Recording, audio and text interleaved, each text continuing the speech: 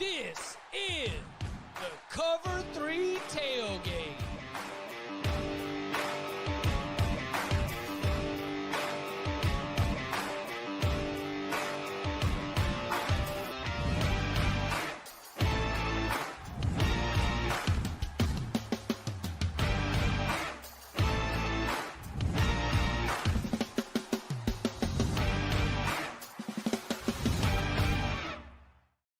And welcome back to the Cover 3 podcast here on CBS Sports. That's Tom Fornelli. That's Danny Kanell. That's Bud Elliott. I'm Chip Patterson coming to you live at youtube.com/cover3 and everywhere you get your podcasts on demand. Thanks for hanging out. Smash that subscribe, smash that like, and come and join us in the chat, aka the Cover 3 Tailgate, where we will be continuing the conversation all show long because Thursdays this time of year, it's all about that big old bag of mail. And just like we bring you multi-platform excellence with Cover 3 content all over the place, the big old bag of mail has evolved as well. So if you have gone and left us a 5-star review and in that review put a question, the traditional big old bag of mail, yeah, we got a couple questions coming from there. And if you have jumped in the tailgate and dropped a comment, dropped a question, we'll get into that as well. We've even got some texts. We've even got some DMs. If you can reach out to us, we might bring it to the show because it's that kind of day on a Mailbag Thursday. So we're going to go ahead and get this rocking and rolling. The show, of course, starts at 11 a.m. Eastern time. But Corey's on top of it, just bringing all the news of the day to the big old bag of mail. Corey, the ACC has survived. And Florida State and Clemson are getting some more money. Cha-ching! Seems like a win-win for everybody. And what Corey is referencing, for those of you who have not gotten a chance to see it, it is that that ESPN has agreed to pick up its option for the ACC's media rights through 2036. There was a February 1st deadline to do so. Had they not done that, then the ACC's media rights deal with ESPN would have reached a conclusion after the 2027 season. This was something that wasn't discussed a lot until Florida State sued and Clemson sued. And then all of a sudden we started getting our hands on documents. And we said, oh, what now? It was sort of a topic of realignment fan fiction for many, like if you want to do like a doomsday clock for the Atlantic Coast Conference, you thought, oh, here we go. At 2027, the league's going to break apart and everyone's going to sprint left and right. Well, I think that this has assuaged some of those concerns, and I think there are definitely, you speak about win-win, Corey, some winners and losers to get into this.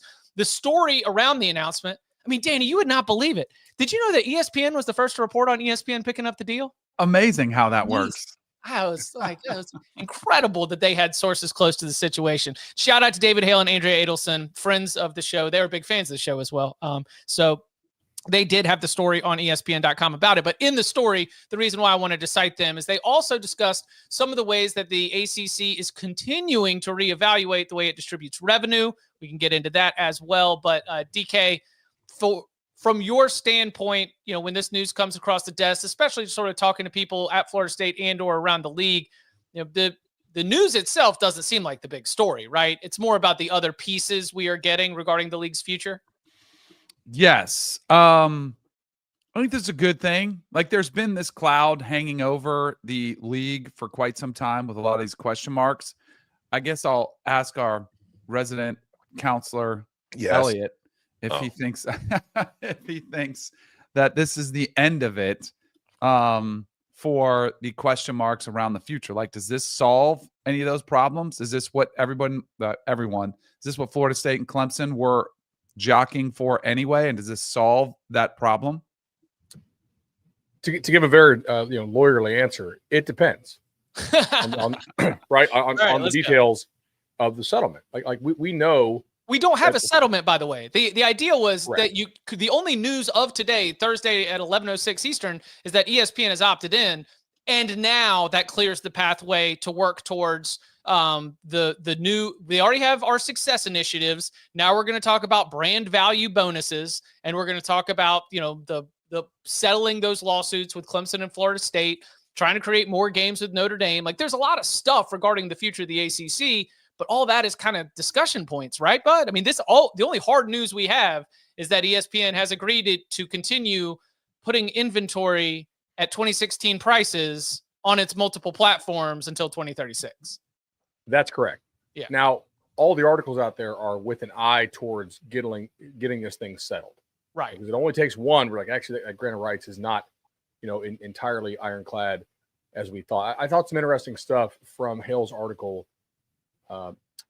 ACC sort, and this is regarding the additional initiatives which will give more money to the brands that actually make the conference money. And I'm not saying that like BC makes the conference no money or that Wake makes the conference no money. I think the best term is like below replacement level value. You could swap those schools out with, like, you could swap Wake for East Carolina. I don't think the ESPN contract changes like a lick. You could swap Boston College out now in the non-cable box era, for UConn or whomever. I don't think it changes the overall number at all. You lose some of these big top teams, it changes a whole lot. It's a very top-heavy sport. This from David Hale's ESPN article. ACC sources suggested a vote to support the new revenue distribution plan may not be unanimous, but one conference administrator said, quote, a cut in distribution would likely be worthwhile if it meant stability in the coming years as college athletics works its way through a volatile series of existential shifts in its amateurism model. Multiple admins who spoke with ESPN noted the severe impact that the collapse of the Pac-12 had on Oregon State and Washington State, and the observably diminished values of those programs has helped spark interest in negotiating a settlement. Has it now? That's very curious. So the Syracuse AD also noted this, I think a month ago. This is from, what's their AD's name now? Wild Hack. Okay, yeah. I don't know if it's 3 years, 5 years, 10 years. I'm not going to call it conference realignment anymore. It's conference consolidation. You saw that a year and a half ago when the Pac-12 literally in 48 hours blew up. So he's kind of talking about how he noticed it in a long quote. I'm not going to read the entire thing. I mean, FSU and Clemson asked for this, 2 years ago, a year ago? Like, hey, if we bring all the money in, we're not cool sharing it 16 ways, even cut. And they got told to pound sand. And I'm very curious to see like what this inevitably becomes and how close it was to what FSU and Clemson asked for 18 months ago. Because it may just be like, back then, no, we don't think you guys will really sue. Okay. Oh, shoot, you did file. Oh, well, we don't think any judge is going to take this seriously. Oh, South Carolina and Florida judges think this is actually has at least some legs. Oh, shoot, maybe we need to revisit. Like, if you're Boston College or if you're Wake or if you're Pitt or any of these schools that we like talking about, we like these fan bases, but people who don't root for those fan bases don't care about them. Like, they don't draw eyeballs. You're very much like in a Washington State, Oregon State situation if the league blows up. So you have to consider the potential downside risk, which would seem to be why they're now considering something that like 2 months ago or 2 years ago, they said no. I don't know. To me, the only interesting aspect of this entire thing is that now Florida State, Clemson, and Miami have to play Notre Dame more. Which like, is all right. Awesome. You want more money? Which is great. Yeah. I think FSU fans and probably Clemson fans and probably Miami fans, we don't like playing these teams that we don't give a damn about. Wasn't Cal in Tallahassee? Yeah. Mm-hmm. And I know the stadium was weird and the season was tough, but I can't imagine that was the hottest weekend in Tallahassee. Like the not hot temperature, but like the buzz that you've got around the school, the donors. It was that are in electric, town. man. I had Cal. I lost. It sucked. It was very frustrating. Fernando Mendoza throwing a bunch of fucking a bunch of picks. Wow, he's got a new deal and he's out here just forcing up a storm. He's not worried at all. Paying FCC fines. I apologize to any children in any cars who heard that. So I like that, Bud. To me, that was like I've got to think, especially now that Washington State and Oregon State have added schools to the Pac-12. Like, sure, they maintained the intellectual property, but their financial future, their financial reality is just so far from even what would have been a pay cut if they had remained in the Pac-12, that's where those schools in the ACC are saying, if I have to take a little bit off the top to be able to kick it to the schools that, which again, who knows whether it's like, I don't know, Bait the Fish Solutions or whatever company is creating the brand value algorithm that's going to determine this stuff. Like, I think that whatever number they say, you're like, fine, especially if we get to know for the next decade, we've got this number that we are bringing into our athletic department from our media rights. And this number is still going to be better than we would get if we went to the AAC or if we stuck around in an ACC that did not have the top 5, 6 schools in terms of brand value and had to renegotiate a new deal. The biggest winner to me is probably about half the ACC that would not have had value if all of a sudden in 2027 they were just out to hit the open market. Because if that had happened, you would have had some schools go to the Big 12, some schools go to the Big 10, some schools go to the SEC, and you probably would have had the Pac-12 scenario where some of those schools that you mentioned are left just like, okay, we're going to maintain the intellectual property, some NCAA tournament payouts, and we're going to go and grab some AAC schools and make the best of it moving forward. And you would have probably been able to sign a new deal, but it would not have been in anywhere close to what you're doing right here. So I see the path and I understand the game plan, especially as it pertains to getting everybody on the same page, because in the ACC, maybe as much as any other conference, you've got more disparity between the types of universities that are in that room, from literally the smallest power conference university in terms of enrollment to like large, big state schools and sort of everything in between. It is hard to get a consensus among those university presidents just based on all of their different motivations and all the different kinds of schools they have. As John1222 put it on Twitter, eating off the lunch menu at Ruth's Chris is still 100 times better than eating off the dinner menu at Applebee's. Well, come on now. They've got some nice offerings at Applebee's. That's an unfair shot. Have y'all ever done that hack Houston Wake doing the 2 for $20? Okay. You get, hey, listen, if you order takeout late in the lunch window and save it as an early dinner, hey, game plan here. Do you think that I'll throw this to the group, but I don't understand the finances all the time, but like, do you think that even the brand value initiatives are going to be enough to satisfy Florida State? Did you see the last line in the article where it says, as part of the settlement, Clemson and Florida State are asking the ACC to agree to reduce penalties for exiting the grant of rights after 2031? Right. To get them more in line with the other conferences. Right.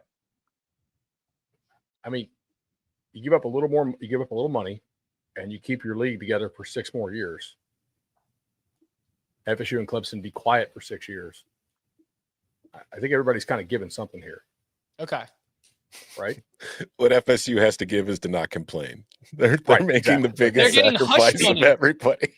We never wanted out anyway. Like, are they going to be compensated to their actual value to the league? No. Is any team compensated to their actual true value to the league in any league? No, not really.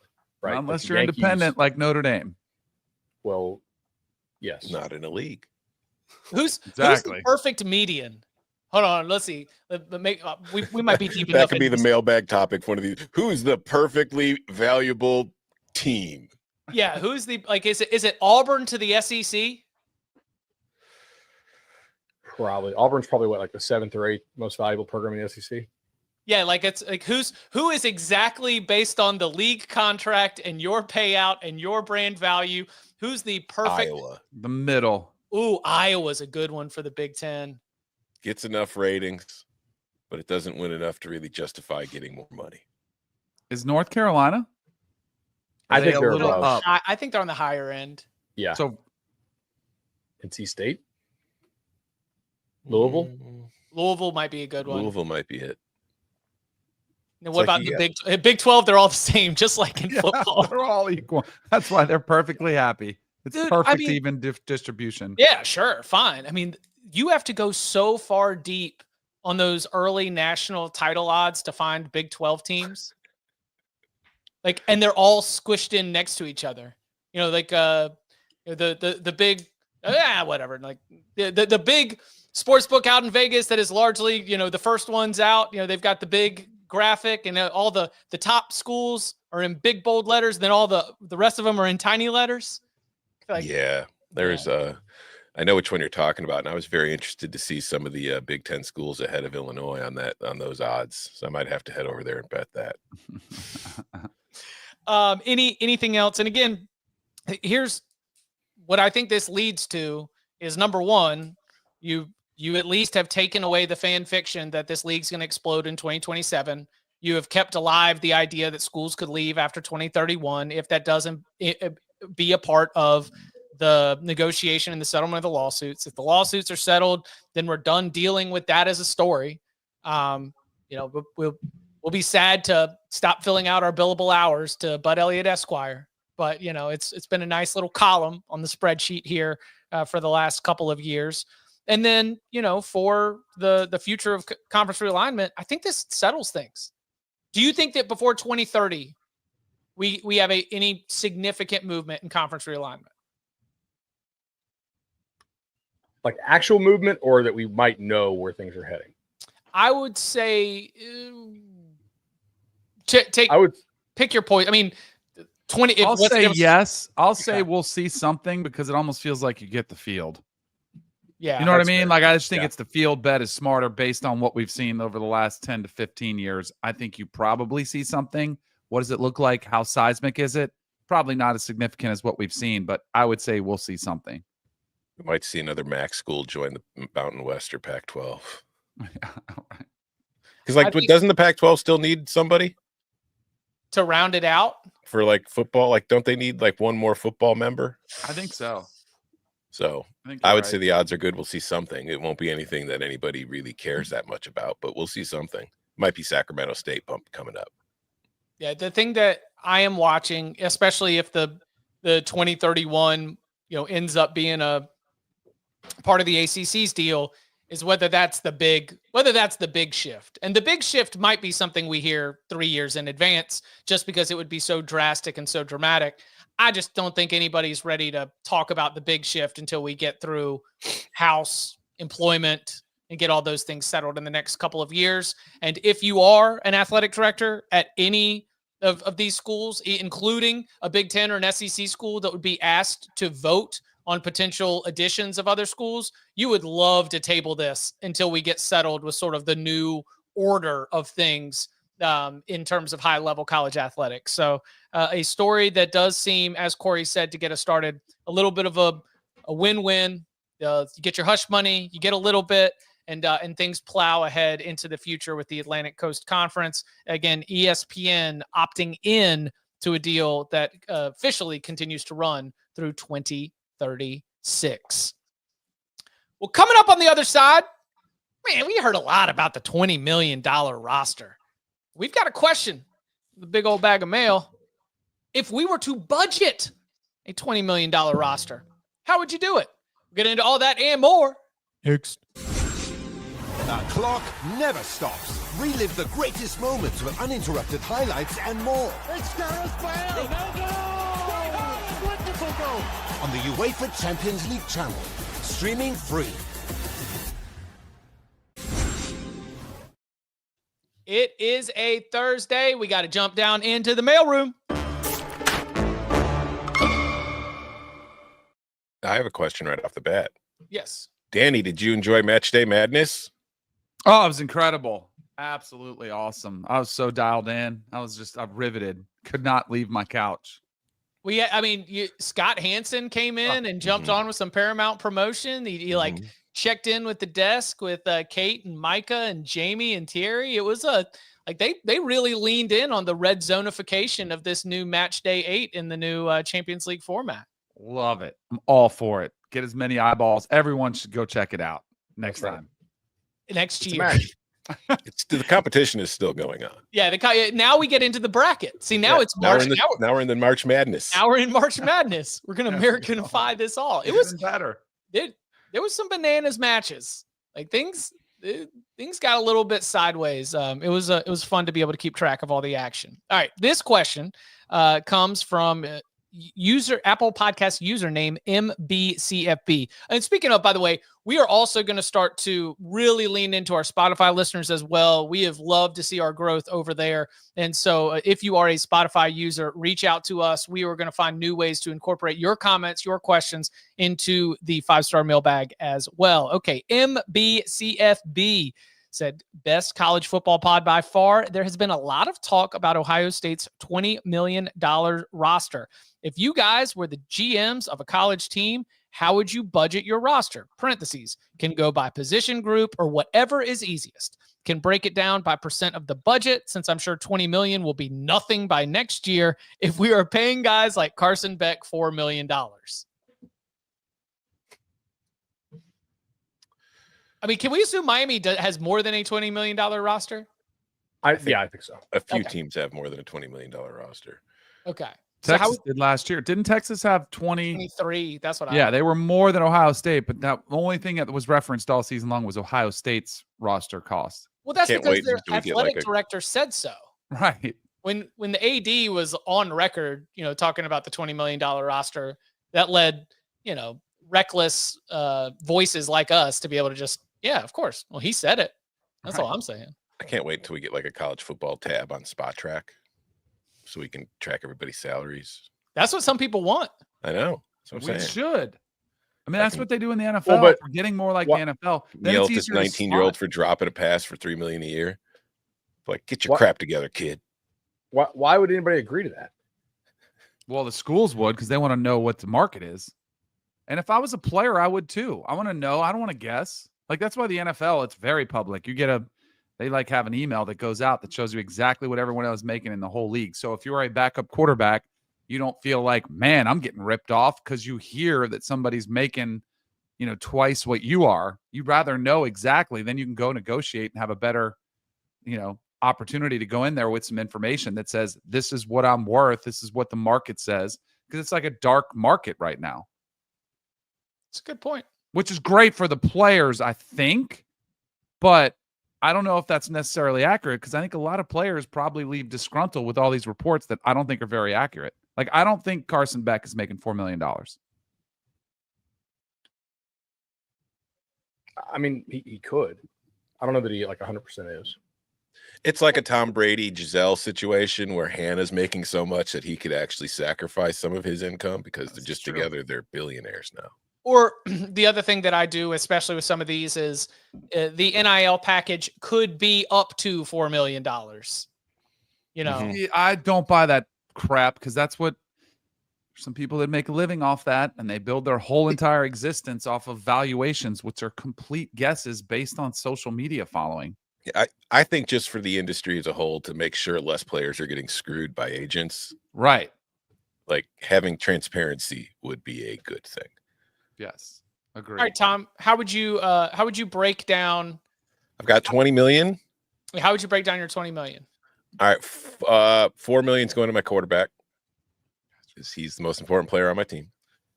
And then I don't have exact percentages, but the majority of the rest of my money would be invested in my offensive and defensive lines and my secondary, and then maybe a receiver. Running backs and linebackers, I'd be pretty frugal with for the most part, unless they're truly special. So like an NFL team. Yeah, I think you do this pretty NFL style, except your roster size is a lot bigger. I think I would put 15% of my spending towards guys, 50 through 105, right? It just, most of those dudes are never ever going to play for you, and if they do, their impact is marginal, and they're exceedingly replaceable, to be honest. I think the $4 million for the quarterback, if you got $20 million to spend, is not outrageous. That's only 20% of your roster spend. Mm-hmm. Is that one quarterback or the quarterback? No, I might split it up between two. Maybe my starters. Yeah. If you got a stud, it's going to cost you 20% of your roster cost. If you don't have a stud, you probably need to be sprinkling that money around for a couple guys who have tools who you think maybe can hit. And that does happen. Sometimes guys just say, oh, wow, this guy's actually, pretty good.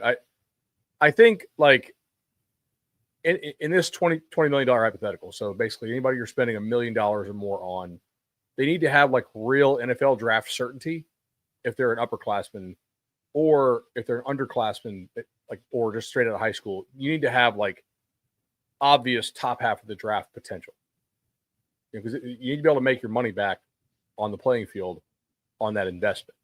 I think where some of these teams mess up is not even the $1 million guys so much, but I think a lot of them are they value the certainty a little bit too much, and they're okay, this guy is a good player for us, he's a good fit for us, blah blah blah. Let's give him 700, and you run into too many situations where guys are making 2%, 3% of your roster cost, and they're just not actually that good or that much of a difference maker, and you get trapped because your coaching staff is not willing to embrace the uncertainty of what else is in there, when in fact most of these dudes are a lot more replaceable than I think the staff thinks they are. And that's not to say that there's no value in familiarity, right? Like there certainly is, but I think there's a lot of overpay going on from the staff's like, hey, I know what I got, with the goal of like, hey, knowing what I got gets me like from being fired, which is, surviving is I think a lot of these staffs' number one goal.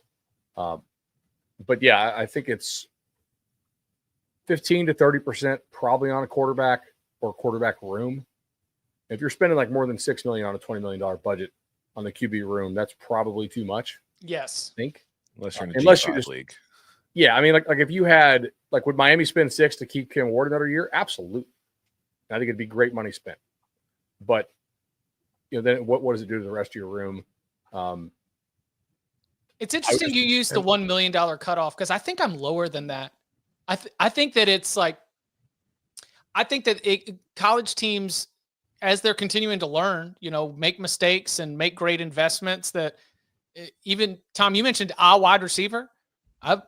You hear about wide receiver rooms where you had to keep this guy. You pay him $500,000, $600,000, $700,000. You go into the portal, go find a couple of like 150, 200 guys that well outpace them in terms of production. Like I'm definitely going about this with $4 million to $5 million max on my quarterback room.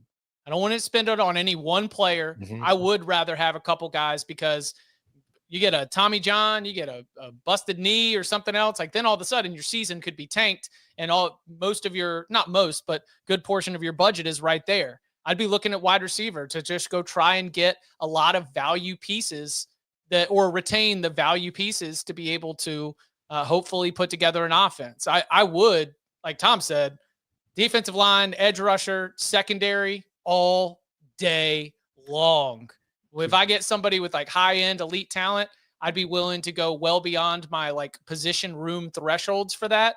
But I would, in many senses, follow the NFL model there, at least in terms of the positions that you're prioritizing, just because, man, a stud wide receiver who's commanding like 1.2 or like over $1 million. You might at the college level, you might be able to get that production for fraction of that from being able to split that around a couple of players, all with talent. Yeah, and to be clear, like the flaw with this question is you should not have a set formula for how you're going to spend your money. Like Right. It should be flexible based on the player. Like I would pay my grad transfer quarterback with plenty of experience a lot more than I'm going to pay the 4-star incoming freshman. So it's just, you need to be flexible with what you're going to do based on your roster and your needs. But in general, I feel like 20% of your budget should be reserved for quarterback, and then you figure out the rest later. I think you also kind of got to be willing to tank a little bit. Like understand, hey, this isn't. They don't, because everybody's always worried about getting fired, but baseball does this pretty well. It's like, hey, this ain't our year. Let's spend down this year and be willing to spend up next year. I'd be interested in like relatively. I mean, everybody's spending more this year than they were last year because of house money, but relative to the field, like Ole Miss was clearly in a go for it type situation last year. Now, they've spent this offseason certainly, but are they spending as much relative to everybody else? I would think probably not, because saving it for Diesel Dart. Well, yeah, exactly. Got to save it up. So that's something you need to be willing to do. I generally think that these teams probably spend too much on guys in the bottom half or the bottom 2/3 of their roster, and they probably underpay the difference makers. What do you think? Like, just for is that because of depth? Is that their word? Are you talking backups? Or are you talking they just want a roster that's complete at every position? I think they overvalue the depth. Yeah. If we were to put recklessly, if we were to put numbers on that, is that like backup is getting 100? I mean, I don't have a problem in a $20 million roster of a lot of your bottom half getting close to 100, right? But I think it's when you're throwing around quarter, you're throwing around 350, that kind of stuff, to player like 48. That can be tough in a 20 million. Like if you plug it into a spreadsheet, it adds up fast. You're not able to keep somebody because you're paying that extra like couple $100,000 on the way down the line. I'd be going to the bottom of my depth chart with like, I got a sweetheart deal for you guys. You ready? I'm going to pay your tuition. It's called a scholarship. I'm going to get you some books. I'm going to get you some rent money. How about that? How's that sound to you? Stipend. Cost of attendance is out there. Exactly. I mean, Danny, did y'all have stipends? No, we just Danny was got just we just straight got paid. scholarship. Just didn't have to pay for our books or food and all that. I was happy. It Danny was was rolling great. around campus in a Maserati. I wish. When we were in thought- college, they had stipends, right? There might have been. We had a training table that we had all our meals provided. We had the card that you could go to the student union. You could eat there. I guess that could be considered some sort of a stipend, but it wasn't like cash. Or else I would have opted into that. I feel like I Danny just remember not payday. eating and taking all. Now, the was money. it legal payday or illegal payday? I don't remember, but I remember there being a payday that would always lead to a big night out. Like certain time of the Pell month. Grant Day, right? Yeah, I mean, yes. There's something where like the spending money would hit, and then all of a sudden you knew where the girls were going to be. I worked through college, so that was just Thursday. That was payday. That's all that was. Oh shoot! What is that? Oh, I thought Seth's comment here in the chat at 10:01. Could we see a comment, or sorry, could we see the option make a comeback? With that, I'd assume it's much lower demand for option quarterbacks. Could get you a situation similar to the NFL teams having a quarterback on a rookie contract. In some ways, I think that's kind of what FSU's doing, right? Like Castellanos can't throw worth a damn relative to the other guys who are getting a lot of money on the market. Pavia is extremely valuable to Vandy, but as a thrower, there's a lot of offenses in which he doesn't really fit. So they probably make sure to keep him happy no matter what, because he's so valuable to them. But yeah, there may be a bit of a market inefficiency if your only competition for a player is other college teams, and you don't also have to do the whole thing where you're trying to keep that quarterback away from the NFL draft, right? Like Castellanos won't play quarterback in the NFL. Pavia won't be a quarterback in the NFL. Some of these guys who are just strictly college-only quarterbacks, I think you have a better chance of retaining them and getting that extra fifth year at a value to you if they don't have like a legitimate NFL option. Hell, like Dylan Gabriel is going to get drafted and had a good day. Although I will say these He ball threw a speed ball numbers, 1,000 miles an hour. Are you kidding me? Yeah. I've seen Gabriel at a lot of these Nike things, and I've seen Joe Milton probably just over the years, like high school games and 7 on 10, 12 times. There's a 0% chance that Dylan Gabriel throws a harder ball than Joe Milton. Like zero. That's just the burden of being a out man, by the way, is sometimes your wife needs you to open a bottle for her live on air. Hey, Lynn. new contract, same string. Exactly. There you go. But you don't have a bottle opener guy in this new contract? What are you doing? Look at that.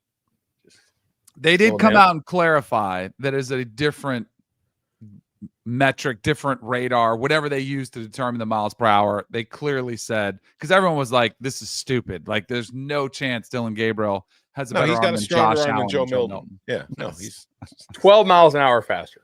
right. and it was like it was airspeed versus ball speed, and that's where the person who did the original tweet got like confused or didn't look it up. So we're using TrackMan now, basically. Yeah, pretty much. Got it. I would make my backup quarterback basically an option quarterback. That would be my, I was talking about how much I would have in the room. At least one of my quarterbacks on my NIL budget would be the break glass in case of emergency. That's somebody that can just go out there and scoot. We're going to be running the option. Not my starter, but hopefully he'd be able to keep the offense going if we got an injury to whoever was my high priced quarterback. Any other thoughts on the $20 million roster? I just wonder what the actual number is going to be. Because don't forget, this is for all sports.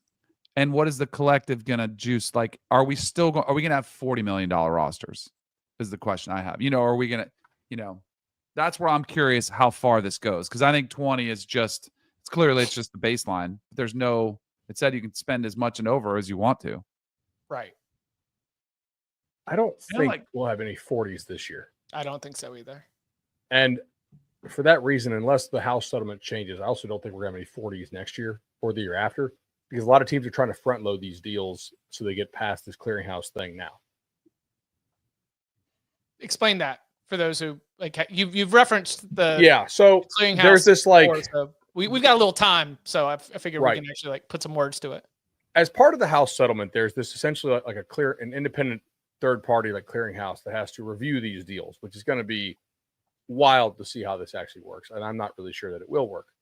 But South Carolina's AD, for instance, came out and said he's not really sure how this is going to work because the number of kids who actually have an NIL valuation, like an actual just marketing value, anywhere close to $1 million. I think the number he gave was like 700K.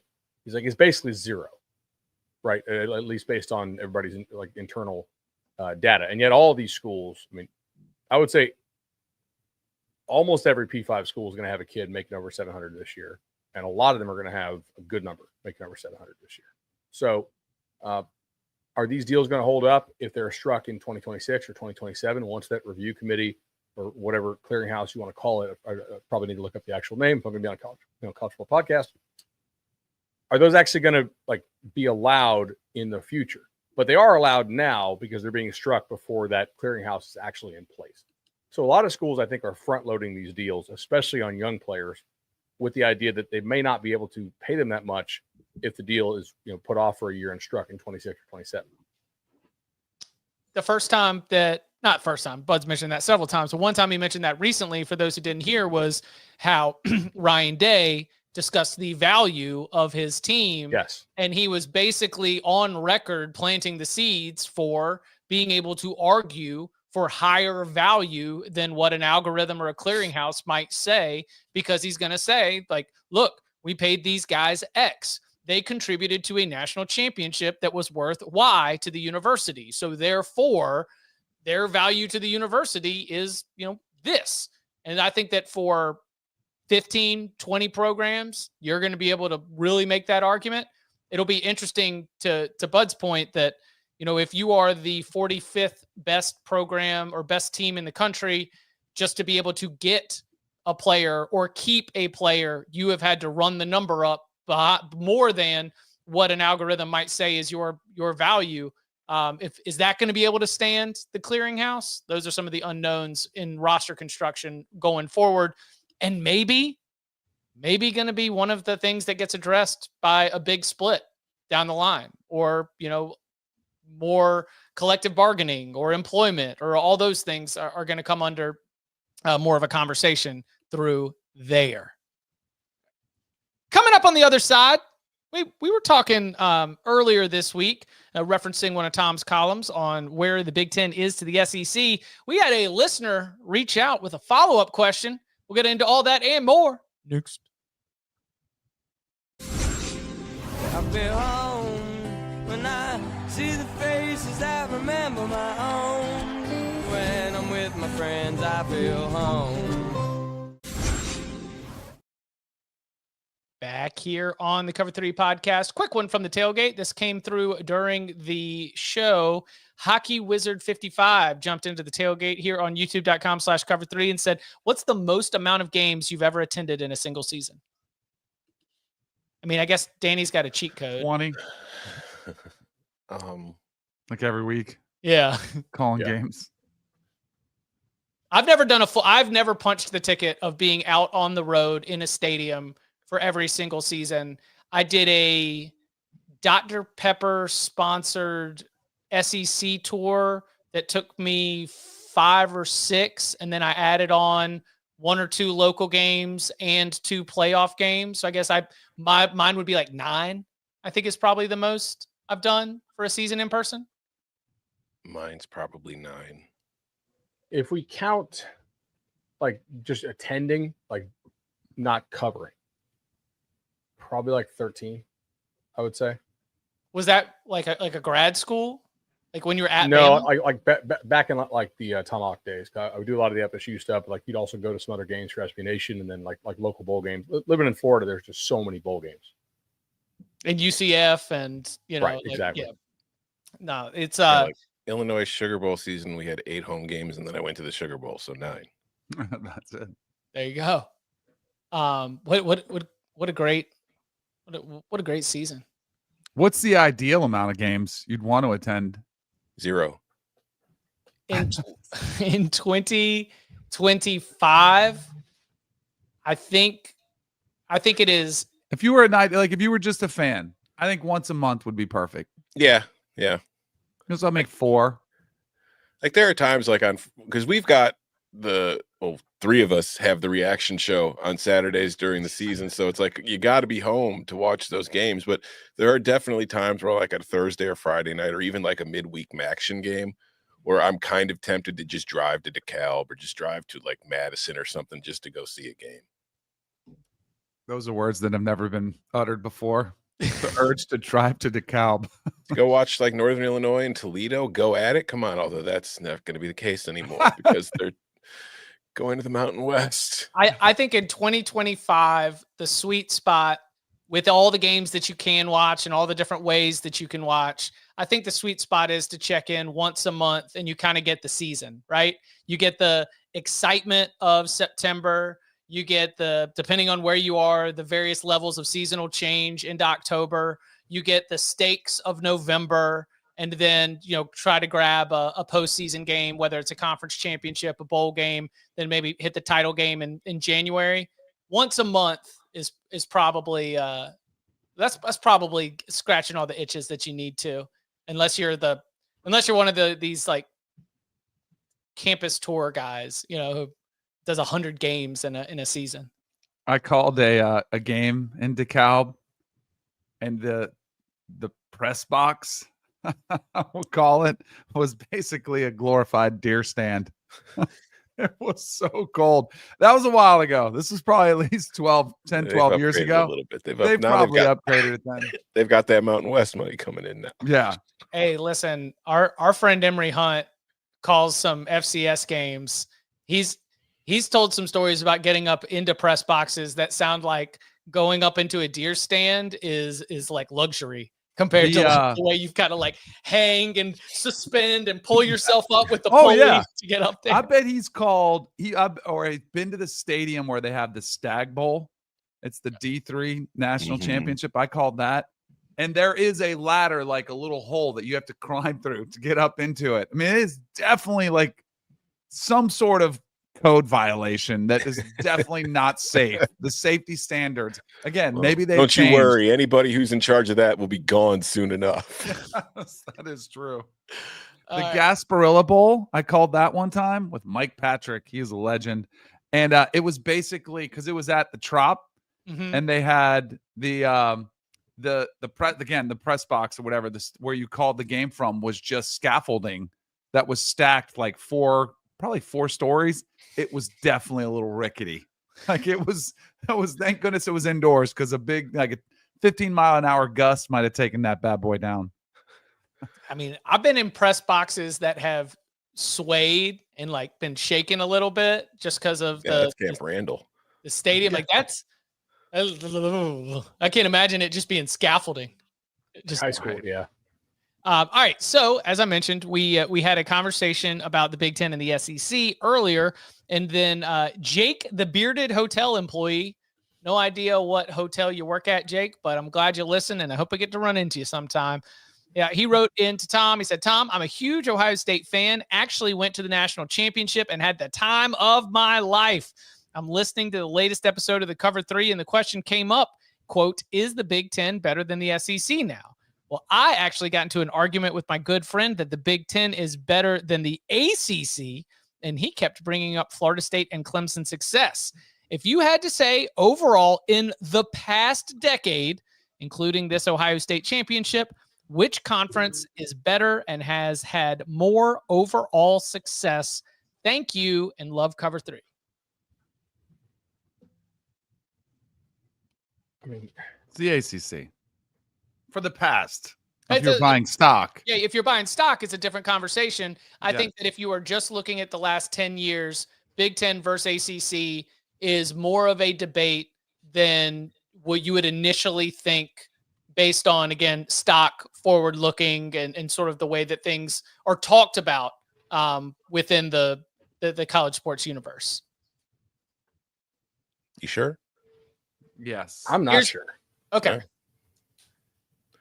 Just say, appearances by conference, appearances by team. The ACC have had how many teams reach the college football playoff? Well, about how many different appearances are there? Yeah, but how many does Clemson have? So why didn't we say that with Bama and Georgia with the SEC? But Bama and Georgia have won multiple titles. Like Clemson's been to the playoffs 7 times out of the ACC. Won 2 titles. Florida State's been once. SMU's been once, so we'll give you that one. They lost to a Big Ten team, though, by the way. But let's see: Ohio State, Michigan, Washington. Oh, Washington didn't do it as a Big Ten school. Oregon, Michigan State, Penn State, Indiana have all made it as a Big Ten school. How many Heisman Trophy winners do you guys have? In history or just in the No, the last 10 years. decade. Yeah, that's to like me. there are all right. Well, Danny's Cam Newton now out here like, no, I'd rather have my MVP than a Super Bowl ring. No, because I believe that ACC football peaked in 2018. I think that when you were coming off Lamar winning the Heisman in 2016, Clemson won in 2016 and 2018. Clemson put together 4 national title game appearances in a 5-year run. Mhm. I like that to me, that era was when Florida State, when ACC football was at its peak. So if you were going to include the absolute historic peak all time of ACC football, then yeah, maybe ACC has a little bit of an argument to be able to hang in there. You know, coming off the wake of the 2013 Florida State title, coming off the right there, if you're leaning in to get Jameis Winston's Heisman Trophy win as well. I think it is more of a discussion and a debate than many would consider, but I couch that with, you were talking about an era of Big Ten football that is more or less consistent with the era with what Big Ten football has done. And you were talking about an era of ACC football, which was the best that ACC football has ever been. Last 4 seasons, how many ACC teams have reached the quote unquote Final Four? Is this a 10-year discussion or is this a 4-year? Yeah. Just asking, last 4 years, how many? This is a 10-year discussion. I'm asking, last 4 years, how many? Is it just the 2 from 0? this year? 0. How many Big Ten teams have made it in that same time span? Well, we just 6. had the 3. well, we just had 6. 2 from this year. 6. There have been 6 Big Ten teams in the Final Four. Well, now we cut off. Why don't we give the SMU and Clemson any love for making it this past year? We can, but they didn't make the Final Four. They didn't even get out the first round. They made the playoffs, Tom. That's what we're talking, playoffs. I know, but I'm asking you who's made the Final Four. You guys are out here like, yeah, Clemson. Clemson was great 7 years ago. Listen, Clemson was the 12 seed. They won the ACC this year, and they got the 12 seed. Just saying, it's a new dawn, boys. You're talking to the man. Well, you're going future, Leagues which now. is different. You're buying stock. It's okay. No, it's been the recent past too. I'm just saying. Exactly. He said 10 years. Why are we trying to Back fudge the national argument? titles over here? I'm just saying. Yeah. Yeah, that's right, Jerry B. Top to bottom ACC. B1G. Right. B1G. B1G. Purdue. Question sort of circling back to one of our earlier conversations. Would a hard salary cap even out the sport and allow for more parity, or would we still have the same 7 to 10 teams with a shot to win the championship? I think it would lead to more parity, but not a ton. It would absolutely lead to more parity if there was an actual salary cap, but teams would still be cheating. That's the thing that's always kind of funny about this. It is so ingrained in college football that even if you had a $30 million hard out salary cap, there would still be teams that would try to go above and beyond just to get the edge. Do you know what football league has a very hard salary cap? Yes, the NFL. And how many different teams are winning titles in the NFL? Oh, that's right. The Chiefs are about to try to win their 3rd straight. Parity And then is before different. that, the Patriots had won 7. But see, I define parity as different than dominance. Like, I think because you have one dominant team doesn't mean there's not parity across the league. Also, You you, know what I can't mean? keep Mahomes forever in college. Right. No. Like let Actually, you Andy might be Lee. able to soon. let's say Lagway emerges and he's like the clear best player in the sport next year, which is possible. Florida's only keeping him 2 years. Mahomes is probably on a lifetime deal, right? Or if he's not, somebody's got Same thing with Brady, who was before him. They kept. But how him many forever. quarterbacks has LSU had win a Heisman in just the last 7 years? 2. But that's not in a salary cap era. No, but I'm saying though, these players are still probably going to end up going to the same schools. Well, tradition, all that kind of stuff is going to Yeah. still matter. What I'm saying is the way that you seem to be able to sustain in the salary cap era is you have the difference maker at the most important position by far, Mm-hmm. and you can keep him. and in college you can't. At least now. I think it Yeah, no, I definitely think it would help open it up a little bit, but not like open it up. Does anybody know the name Paul Keels? Oh yeah. The Buckeye D jumped into the 5-star mailbag. He didn't have a mailbag question, but he had a great contribution. He said, Paul Keels has been the voice of the Buckeyes for my entire life. And I'm not that young. So, yes, players. Okay. Northern teams appreciate their radio broadcast as much as Southern teams. Paul Keels, Ohio State radio broadcast legend. Also, Brandon Huffman had some stuff to say about this as well, to represent some West Coast folks. A little unhappy with Tom. Huge fan of our show, though. Tell Fornelli that the greatest play-by-play announcer in the history of sports was an LA sports icon of Vince Scully, which we did discuss on the show a little bit. Like, we considered him not college sports. So Dick Enberg, UCLA play-by-play. Chick Hearn, Lakers legend, Midwest bias. LA sports fans do care. I didn't realize that Dick Enberg did UCLA games. They don't care. They do not.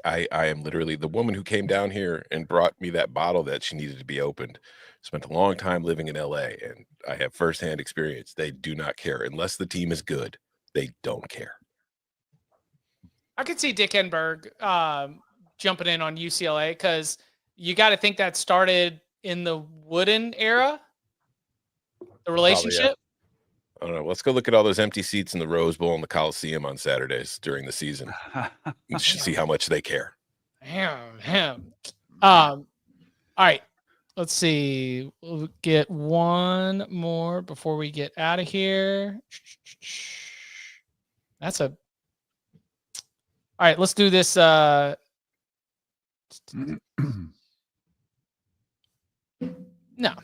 we'll save Yes. it. No, we'll save that one. I want to do it now. You want to do it now? No. Okay. Yes. All right. How come Barry Lunney is not mentioned as one of the top offensive coordinators in the sport? Because there's an anti-Illinois bias. That's all. Nobody thinks Illinois can be good because it's Illinois, so we don't talk about him. If he was having the same success at Michigan, he'd be a head coach somewhere right now. Think so? Yeah. I think Moore got a head brand coaching gig being a bias, don't you? decent offensive coordinator at Michigan. Yeah, I think there's a brand bias with coaching Yes. hires too. I mean, I think part of it is Illinois was good this year, but nobody, like, they're not a team that most people paid attention to during the season. So it's like I still talk to people who, if I'm doing like a radio hit somewhere and like the Illini come up, they still think like this is a Brett Bielema Wisconsin team. And it's like, no, they're nothing like that. This is just like a spread RPO team. They are throwing the ball more than they are running it. They have big running backs, but they're still based around like their quarterback and the receivers. I think Barry Lunney has done a very good job with this offense, and I think he'll be getting a head coaching gig soon. He's gotten head coaching interest. He's had some interviews with some G5 schools. It's just either hasn't been gotten the job or the money hasn't been good enough to cause him to want to leave. But no, Illinois has been one of the better offenses in the Big Ten for the last few years. Yeah, the question, Tim Anderson from Amherst, Massachusetts mentioned they've put receivers in the league. The development of Tommy DeVito, John Paddock, and Luke Altmaier has been really impressive. Yet I never seem to hear Barry Lunney's name mentioned among the top OCs in the business. Why do you think that is? Tom says anti-Illini bias. And then when do you think we would start hearing his name for bigger jobs or head coaching searches? If Illinois follows this season up with a second consecutive good season, you will hear it a lot more. That's been the problem for Illinois. They haven't been able to have the consistent year-to-year success. Like they had the big season a few years ago, followed it up with a 5-win year last year, and then came back and won 10 this year. If they can have an 8, 9, 10-win season again in 2025, you will hear a whole hell of a lot more about it. That's just how it works. Yeah, and it's very similar to NFL too. If they have like a signature win over like a real like if they had given Oregon a real scare, you know, with their offense, I think like a moment that makes like the national conscience wake up and say, oh, wait a second, like they just hung 40 on those guys. Like that's, and they have had some really good games. I thought the bowl game in South Carolina was a really good game. I'm not sure how many people watched it. I watched it. Tom watched it. I think it actually rated pretty well, but a signature moment would help. to Tom's point, the There's your Michigan signature. to I would say that, beating Michigan on CBS, America's Most Watched Network, the network of stars, in the throwback uniforms, if they had gone out and won that game like 38-10 instead of 21-7, there probably would be more of a recognition that this isn't just an old school Brett Bielema Wisconsin team.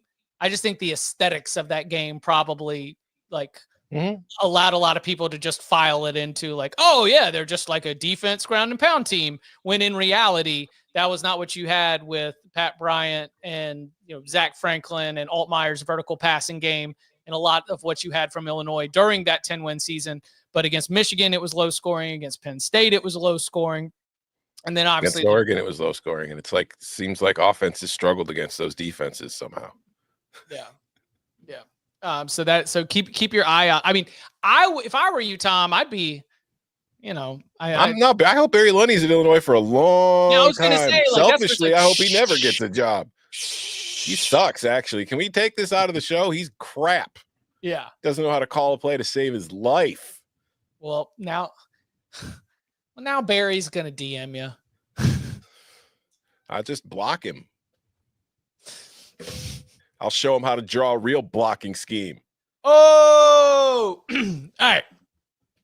We will be back on Monday. Come hang out 11 a.m. youtube.com/cover3 as we continue to get you set for what's ahead in the coming weeks. We do have the conclusion of the 2025 recruiting cycle coming up next week. We do have a fun look at the Super Bowl, as only the Cover 3 podcast can do it, and so much more. And you can follow him on Twitter at Tom Fornelli. You can follow him at Bud Elliott 3. You can follow me at Chip _Patterson. Gentlemen, thank you very much. Thank you. Yeah.